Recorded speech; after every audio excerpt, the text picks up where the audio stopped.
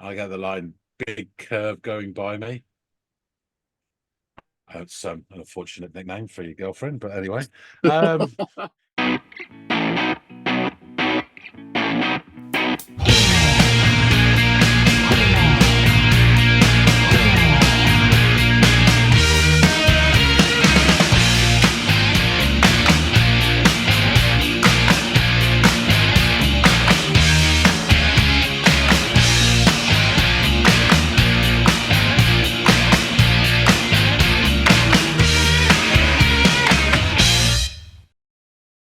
Hey, happy Friday out there, everybody. Welcome back to another episode of the Audiophiles.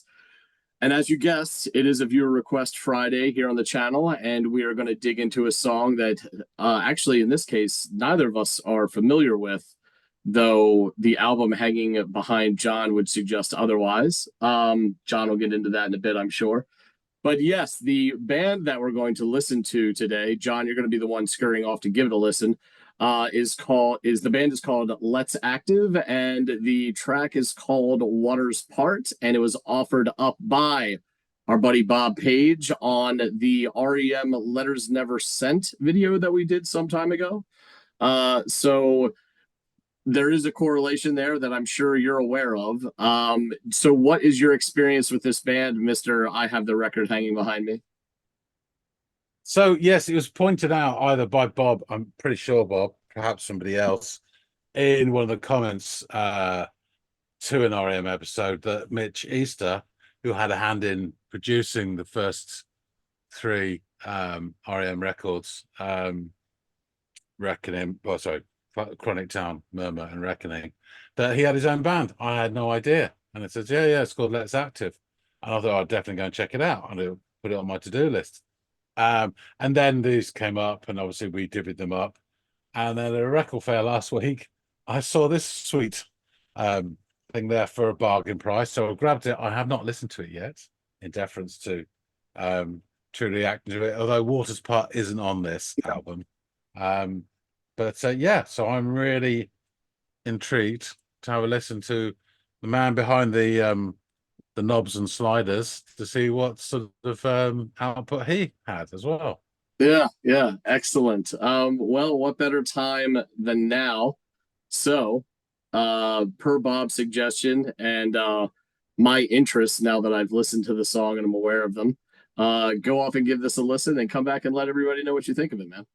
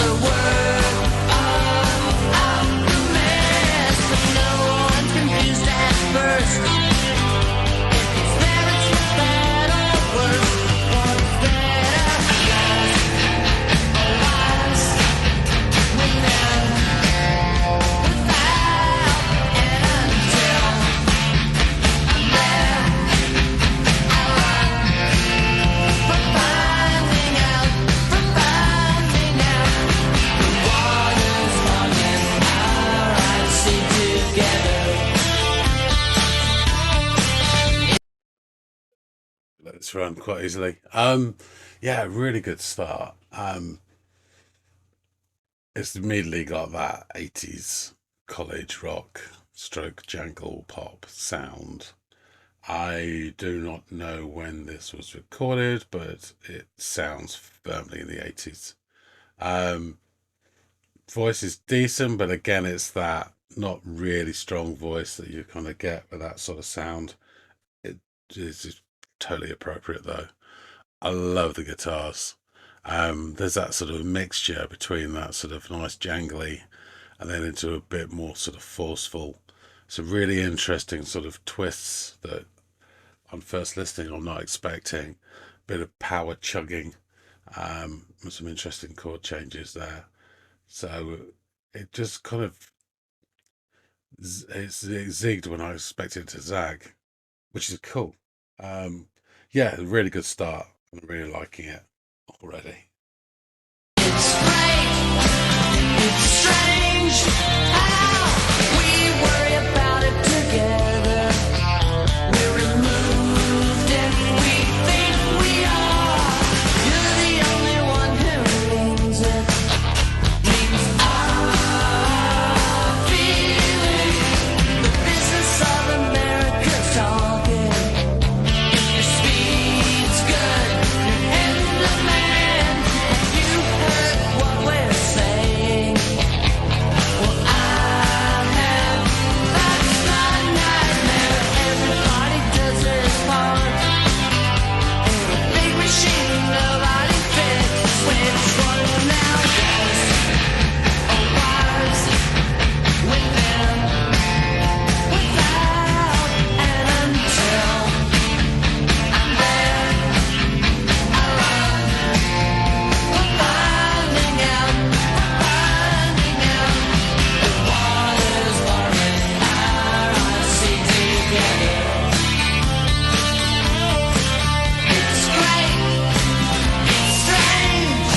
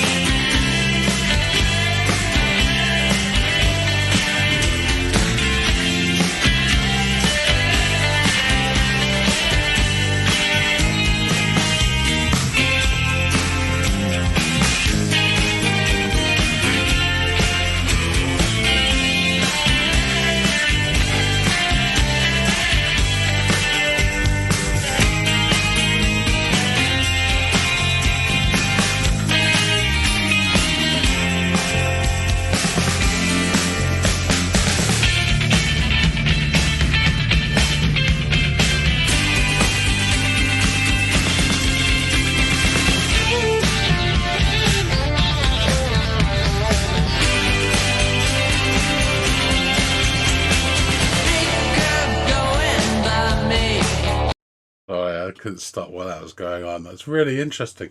It's about three different sort of styles going on there. There's a real jangly start. It's like bird-esque, and definitely you see here REM, sort of Peter Bucket is most happy going on with there, and then this sort of very 80s, and then this sort of power chugging, and then into a bit of a solo as well.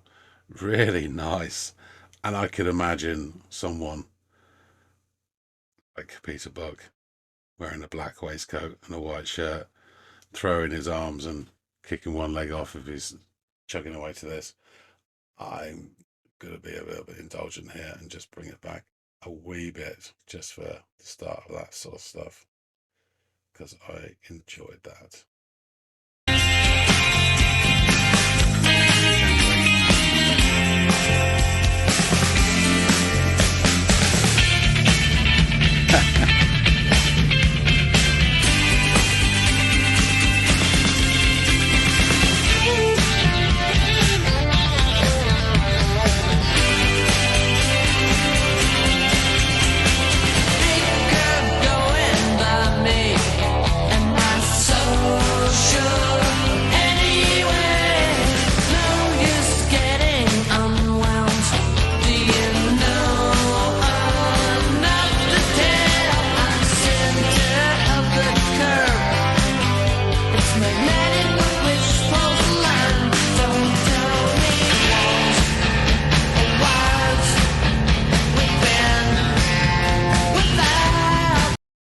Sorry, I missed talking about it earlier, but did it again there. I really like the piano chords there that just emphasize that. That's a really cool touch.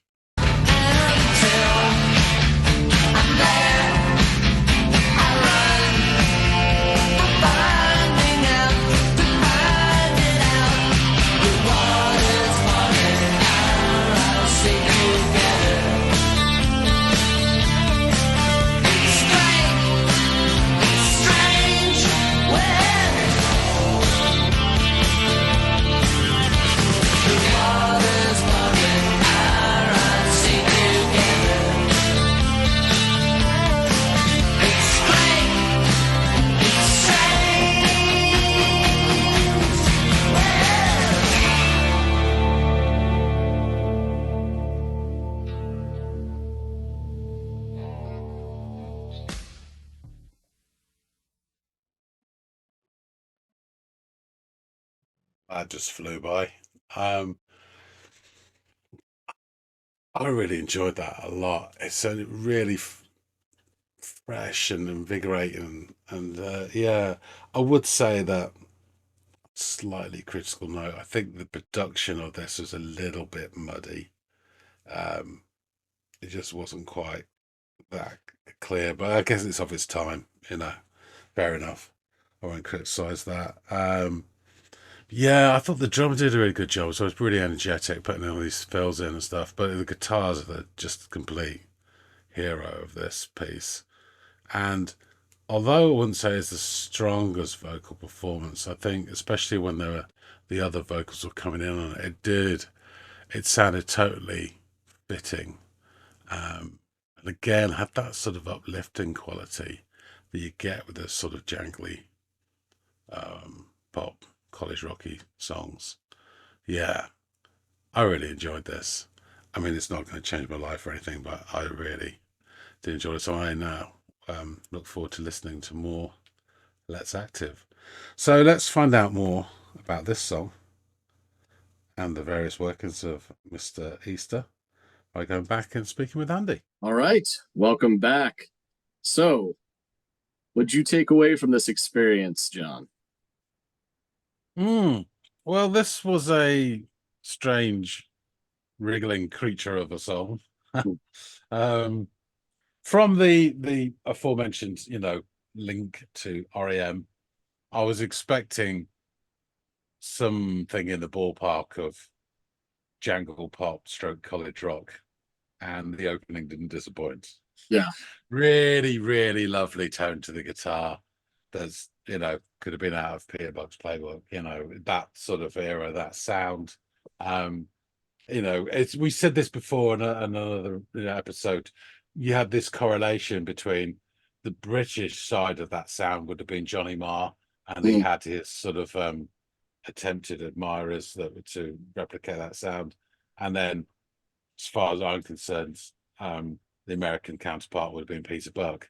I don't know what came first, whether Mitch Easter influenced Peter Buck. I'm sure he did just by being there. Or whether Peter Buck influenced him a little bit, probably a bit of both, because I've got no idea of the time this came out. But yeah, the tone's just beautiful, no mistake, and it just puts me firmly in a 80s American setting. Whether that's true or not, that's where I am. So you have this lovely tone guitar starts off, but also with this added chug chug action. From the first few seconds, really, this is already a more complex sort of songs, than your average 80s tune of said genre. Even in the first few seconds, the melody takes a couple of small twists and turns before the vocalist, which I presume is Mitch, starts to sing. And I get the line, "Big curve going by me." It's an unfortunate nickname for your girlfriend, but anyway, he has a decent voice, but as is the norm back then, it's a little on the thin side. But however, it's totally appropriate to the song and the genre. You're not going to get massive pipes, as it were, in this sort of thing. It would just sound odd. I really liked the layered vocals that make the song kind of take several big strides in between the chugging and the solo lines. So like the verse takes this pattern of his bright melodic statement, da, da, da, da, da, da, and then chugga chugga chugga chugga, and then that's how it goes again and again. And at this point, I have to say the drums are excellent, because I mean they do other stuff later on, fills and things, but it's just this absolute great sort of pounding beat to it that really impacts and gives them a bit of like framework within it as well. So yeah, it's really interesting structure. It's quite different to your normal sort of A-B, or even A-A-B-B sort of stuff that you get. And the path the vocal melody takes does do these unexpected turns. It kind of zigs when you're expecting it to zag. It kind of chord changes all the way his voice goes. It's just interesting, but really pleasing. It's blending at the same time this bright jangly element, which has this uplifting quality to it always when you hear this sort of jangly guitar stuff, with this undercurrent of something darker and more forceful. And I'm kind of reminded of Robin Hitchcock at this point. There's a bit of that about it. Then we get to this chorus. I believe it's a chorus, yeah. So again, interesting chorus as well, and different the way it's put together. So you have a quick jangle meander before this more strident, it's almost percussive action now. And he's singing, and forgive me because I'm only getting odd words. It says something, and then within, without, and then something about I run, and then about finding out. And then that then goes into more melody part again, where he's singing about water's parts. Well, that was obviously because it's the title. Something about our eyes and something about together. And I was wondering if the sort of choppiness of this and the changing of direction is supposed to represent movement of water, sort of rising and crashing, like I think like waves, but it's more like a channeled course of water than any sort of open shore or lake or beachside. It's more this twisting sort of water course with little sort of undercurrents and things. It's very interesting. I will say at this point, the production is slightly muddy. I've no complaints about the song. It's totally listenable, but I'm having trouble picking out most of the words. And also, at this point, most of the bass as well. Only Blind Faith leads me to believe that there's a bass in there somewhere, because you can't really hear it at this point. Then we get another verse, and I get the line, "Business of America, what we're saying, that's my nightmare." And when it goes in against the same pattern, melodic line, chug a chug chug, and then rising, and then it goes into the more sort of pre-chorus chug bit again. I think I'm hearing a piano striking that kind of underpins these power movements. I could be wrong, but that's what I think I'm hearing. At the end of it, there's something about blah blah blah. It's strange, and then it leads into this appropriately strangest truncated guitar break I've ever heard. So around 3:20, we get this clipped 80s funk guitar for about 4 seconds, ding ding ding ding ding ding, which then morphs into this jangly section, where at this point I think I hear the lesser spotted bass. I'm sure it rears above the sort of above the long grass and waves his head around for a bit. And then the melody starts to wander off like some fucking head trauma victim after a car crash.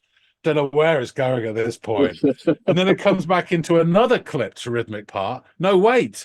Now it's echoes of the verse melody with this really nice lead over the top of it, all sort of silver like a wiggling fish, and with loads of added tambourine action as well. And then we're back into another verse. And it's a heady ride that lasts all of about 20 seconds. Utter madness, but I actually love it, and I had to put it back and re-listen because it was just something really. It's almost like a highlight reel you get from a TV when they do the compilation episode when they run out of ideas, but fast forwarded through the video, you just holding it down. Yeah. And I did say in the reaction that I could imagine. I'm not saying that his initials would be PB, but I could imagine someone in a big white shirt with a black waistcoat sort of wailing his limbs and kicking out as he does these chords quite easily. So we get another verse, same pattern. And I have to say by now, even though it's like, this is strange, it's just interestingly constructed, but it's working its charms on me. And now I'm more familiar with the unexpected turns. Which actually makes it even more satisfying now, because I'm kind of like, you feel you're in on a secret here, that this thing's can go anyway, but you've got the code now, and it all somehow works together. And I say the various guitar parts are assembling, and they just work. Drumming's great as well. There's a few fills in there, and it's just really nice. The whole thing as a collective piece is really working. It ends in this nice jangled chord, and I have to say the whole thing just flew by. Yeah, so great feels from the drums, really kept it together. The bass, when I heard it, sounded decent. Really like the lovely layered vocal bits. But the guitar parts for me absolutely stole the show. So as you expect, I can't wait to listen to this now. And I put an order in for another couple of albums, which I found really cheap. Cypress and The Foot. They'll be arriving soon. I can't wait to listen to more. Nice. Excellent. Yeah, I had the same experience as you, where when this started to play and I'm listening to that guitar motif, all I could think of was Buck. And like how it just reminded me so that was the one part that reminded me the most of REM. Like, Yeah. sure, it all fits into the same genre that REM would have been in at this time, but the thing that sounded REM to me was that guitar playing. So I was instantly, I thought that alone was enough for me to be like, I can't wait to see what John has to say about this. Being as big of an REM fan as you are. So yeah, similar experience there. Yeah, Let's Active. They were an American rock group formed in Winston-Salem, North Carolina in 1981, and often identified with jangled pop guitar work of the group's frontman, songwriter Mitch Easter. And after disbanding in 1990, the group reformed in August of 2014 to play a benefit show in North Carolina, and I believe that's the only time they ever reformed after their breakup.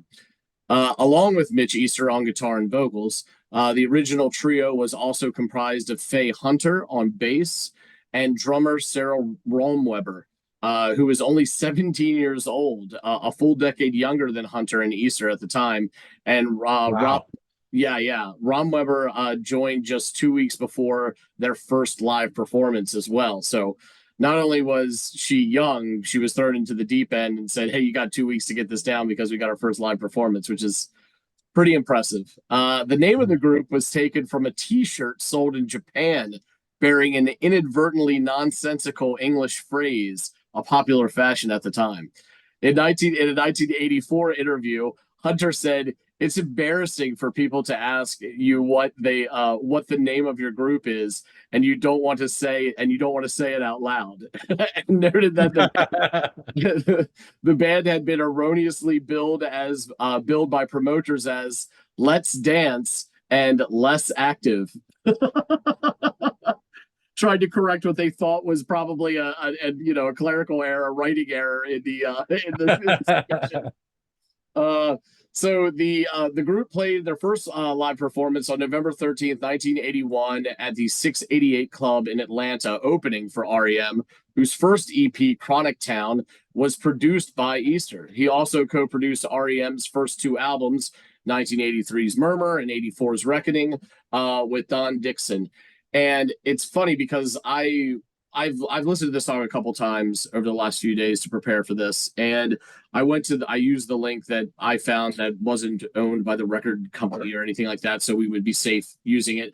But I did go to the actual band's site, or not site, but YouTube page, and listen to the video there, or watch the video there, and went into the comments section, and there was a lot of discourse back and forth about who influenced who, which I thought was funny because, and wouldn't have brought up if you didn't bring up Buck and who influenced who in your synopsis and experience listening to this. But they were saying that in hindsight, after years of listening to both bands, a lot of people had come to the realization that he had quite an influence on just the way they polished everything and put it all together over those first few years, and kind of gave them a little bit of a blueprint. I don't know how true that is, but it's interesting that there were plenty of people espousing that view on this on the video link. So the band was signed to IRS Records in 1983, shortly after filming the video for Every Word Means No, as guests on IRS Records presents The Cutting Edge, the label's MTV television program. The original trio of Easter, Hunter, and Romweber released a 6-song a Foot EP, which you now have on the way, on IRS in '83. Lynn Blakely, later of Tres Chicas, joined to tour with the group in 1983. So the group released a full-length Cypress album in 1984. Romweber quit the band during the UK tour that year, and Hunter and Easter, who were a couple at the time, split up shortly afterward. However, the band was kept alive by Easter, who played as Let's Active, with Hunter and two members of the Windbreakers, Jay Peck on drums and Tim Lee on keyboards, until a new permanent lineup could be established. The band would see more turnover and go on to release 2 more albums before they inevitably broke up.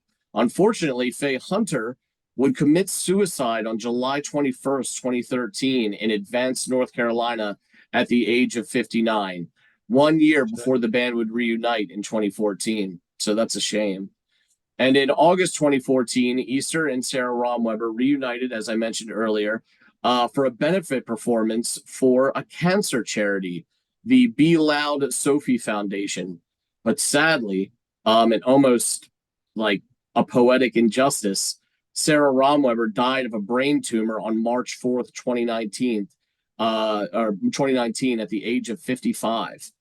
So a shame to hear that was the fate of the rhythm section of this band. It's such a shame. Despite critical praise, Let's Active had limited commercial success and initially became known because of Easter's production work with REM. The bongos and pylon as well, not just REM. According to Billboard, the 1984 song Every Word Means No was a quintessential gem of its period, and that early Let's Active was one of the more intriguing garage pop bands with endless hooks and cleverly skewed lyrics. AllMusic's Mark Deming wrote that the group's recordings established that Easter deserves to be acknowledged as one of the finer songwriters of his time and place, and by all rights should have made him darling of the college radio and maybe even the pop charts with their sharp hooks and insightful lyrics. Let's Active was the subject of a tribute album, Every Word, a tribute to Let's Active, that was released in 2003, which featured 20 cover performances by artists such as Don Dixon, Bill Lloyd, Bobby Sutcliffe, and Tommy Womack. So let's get into these lyrics that, a lot like indicative of the time, a little hard to suss out upon first listen. Kind of another REM tool. So the verse, big curve going by me. Am I so sure anyway? No use getting unwound. Do you know enough to tell? The country's getting wilder. A way that moon and tide comfort us. To tie it all together is the work of alchemists, but no one's confused at first. If it's there, it's bad, or it's for bad or worse. What's better? The chorus. Walls or wires, within, without. And until I'm there, I run from finding out. The waters part when our eyes see together. It's great. It's strange how. We worry about it together. We're removed if we think we are. You're the only one who means it. Means feeling. The business of America's talking. If your speed's good, you're in demand. Have you heard what we're saying? Well, I have that. That's my nightmare. But everybody does its part in a big machine that nobody fixes. Which one now? Walls or wires, within, without. And until I'm there, I run from finding out. The waters part when our eyes see together. It's great. It's strange. It's big curve going by me. Am I so sure anyway? No use of getting unwound. Do you know enough to tell? I'm the center of the curve. It's magnetic. But which poles align? Don't tell me. Walls or wires, within or without. And until I'm there, I run from finding out. The waters part when our eyes see together. It's great. It's strange. Well, let's clear that up then. yeah, exactly. But there is a lot. I mean, the moon and the tides and all this allusion to water. Yeah. I mean, I get that, but I mean, aside from attraction, which seems to be possibly the illusion, I don't know much else aside from that. But it is, I mean, there are parts of it that are very poetic, and it is quite a meaty, as far as lyrics go. There's a lot going on in the song. Yeah, definitely. Yeah. Well, yeah, and he doesn't mumble like early Stipe. I mean, it's just buried a little bit. It's just, as you say, the production just makes it a little bit muddy. Yeah. So when you couple Stipe with this being the production choice du jour, it would make it even, for me anyway, difficult to understand Stipe on those first couple of albums. But as you've proven by giving me a couple tracks, it wasn't as bad as I recalled, or as difficult as I recalled, or maybe my ears have just matured over time or whatever. But yeah. This is interesting stuff. I'd like to know what your thoughts are when you give that a listen and you get Cypress and a foot in hand. Yeah. And can pop it on the player and give it a go, because I really loved the guitar. And I went, when I watched the actual video of it, of course, it's a black and white Rickenbacker that he's playing, because Rickenbackers do have that kind of tinny kind of quality to that, the little metallic kind of sound. And that riff that he's playing in the beginning has that in spades. Yeah. So there's also that little sort of scratchiness to them as well. Yes. Yeah. Exactly. So we should get all the way back to George Harrison. Yes. Yeah. Full circle. Here we go. But yeah. Well, no, I mean, and just circling back to that as well. I mean, I picked this up dirt cheap at a record fair. The two I just ordered just now were both under a tenner, which so it seems a shame that it's not valued, but great for me that I can get them cheap. Yeah, exactly. But yeah, I will circle back and let you know how good they are. Yeah, that'd be great. Because I'm high interested hopes myself on this song. I've got high hopes. Yeah. In fact, if any of that. them you want to give to me down the line, I'd be very interested to check these guys out and use this as instead of just running off and listening to it myself as the means to do so. So keep that in mind if you come across a gem. Will do. Bob, great shout, man. This is a really cool definitely. song, and it ties in perfectly, as I'm sure you and John were aware before even I was, that into our whole REM experience that we've been going through in the IRS years, and what John has kind of been putting in my lap. And now, ironically, someone has given John something that this kind of ties to. So, that's the spirit of the Audiophiles in a nutshell right there, right? It's just about music sharing and putting people onto stuff. You might not like everything you hear, but if 10% of the stuff you get on this channel is giving you calls to go off and order something or seek something out or do your own homework, that's kind of the point, man. You don't have to like everything all of the time, but if you get some stuff out of here that you can glean and get satisfaction from, then that's awesome. That's kind of why we're doing this. Yeah. So, Bob, appreciate you being part of the community, offering up a great song. John, appreciate you going off and giving this a listen. Guys out there in the listening audience, jam that comment field with suggestions or thoughts about this band, this song, other tracks we should maybe listen to in the future, as we kind of just suggested there a moment ago in our exchange. There might be some. So yeah, feel free to join the party. The water's safe. Come on in. Also, if you're new here, please think about joining. We're always trying to grow the channel. We can't do that without you. Anybody out there giving this a listen, please like and possibly share if you'd be so inclined. That'd be super helpful also in growing the channel. And hopefully John and I will see all y'all in growing numbers on the next installment of the Audiophiles. We'll see you later, guys.